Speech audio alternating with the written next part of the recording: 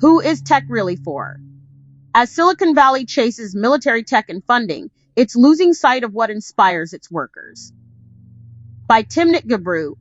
Timnit Gebru is the executive director of the Distributed Artificial Intelligence Research Institute. December 5th, 2024. This personal reflection is part of a series called Turning Points, in which writers explore what critical moments from this year might mean for the year ahead. You can read more by visiting the Turning Point series page. Turning Point, an investigation showed that Israel has used an artificial intelligence program to determine bombing targets in Gaza with little human intervention. In 1970, two Polaroid employees, the chemist Caroline Hunter and the photographer Ken Williams, found out that the company was selling photo equipment to agencies of South Africa's apartheid government. The government was using that technology to produce passbooks, a tool to restrict the movement and activities of Black people in the country. Hunter and Williams co-founded the Polaroid Revolutionary Workers Movement to demand that the company stop operating in South Africa. Shortly after, Polaroid workers and their allies organized a rally calling for an international boycott of Polaroid products. Thus began one of the first boycott, sanction, and divestment campaigns against a United States company over its involvement in South African apartheid. The work of the Polaroid Revolutionary Workers Movement echoed that of another group, Science for the People, an anti-war coalition of scientists and engineers founded in 1969. Science for the People's magazine published critical analyses challenging our understanding of science as apolitical, and the organization spoke out against corporate intrusion into research, the use of scientific progress for military purposes, harmful environmental policies, and more. Both groups use their advocacy to highlight the inherent tension between how technological progress is marketed and who it actually benefits the most. We often read and see proclamations about how technology will revolutionize our lives, and that we should trust tech companies to wield the massive power they've accumulated in our best interest. Tech, we're told, is being developed for us. But in reality, so much technological progress is tied directly to government and military funding, which I find detached from Silicon Valley's language about strengthening our communities and bringing people together. More than 50 years ago, the Polaroid Revolutionary Workers Movement and Science for the People asked a simple question. What if we were to build tools that serve the needs of society's most vulnerable members, instead of letting entities interested in creating efficient killing machines dictate our scientific and technological futures? Or to put it more clearly, who is tech really for? Google's offices in Cambridge, Massachusetts. The company recently fired some 50 workers for protesting a contract to provide the Israeli government and its military with cloud computing services. Credit. Sophie Park for the New York Times. Today's tech workers are asking that same question. At the risk of being censored or even fired, they are intensifying their protests against the use of their labor for discrimination, apartheid, war, and what we consider to be genocide.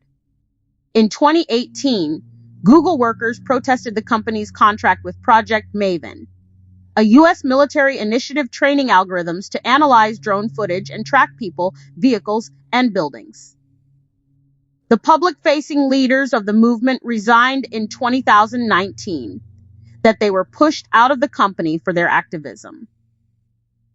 And this year, Google fired around 50 workers for protesting Project Nimbus, a contract to provide the Israeli government and its military with cloud computing services. My own experience is similar. I worked at Google, co-leading a group that focused on minimizing the harms of artificial intelligence systems.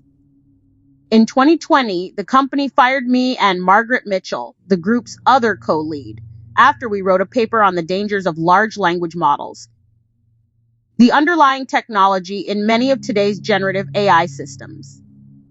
We warned about their catastrophic environmental and financial costs, as well as their discriminatory outputs, which could lead to significant harm. One of the examples we noted was Israeli police arresting a Palestinian man after Facebook's automated program mistranslated his "good morning" post in Arabic to say "attack them" in Hebrew. Israel has also deployed its own technology to maintain what Amnesty International called automated apartheid in a 2023 report. And earlier this year, an investigation found that Israel used an AI system to identify bombing targets in Gaza with minimal human involvement, even after Israel was accused of committing genocide there. At the same time, Silicon Valley's elites appear less open to dissent or debate, with investors and executives rushing to add AI-enabled warfare to their portfolios. In 2023, the famed venture capitalist Marc Andreessen wrote that AI is going to improve warfare by reducing wartime death rates dramatically. His firm, Andreessen Horowitz, has created a new fund with militaristic branding and is reportedly in talks with the Saudi Arabian government to create a $40 billion AI fund. Sam Altman, the chief executive of OpenAI, a company that seems to be playing both sides by warning against the alleged existential danger of artificial general intelligence, while also proclaiming it as our path to salvation, is reportedly courting the United Arab Emirates to raise hundreds of billions of dollars to fund the company's expansion. Saudi Arabia and the UAE are supporting rival factions in Sudan's devastating war, which a senior United Nations official has called one of the worst humanitarian disasters in recent memory.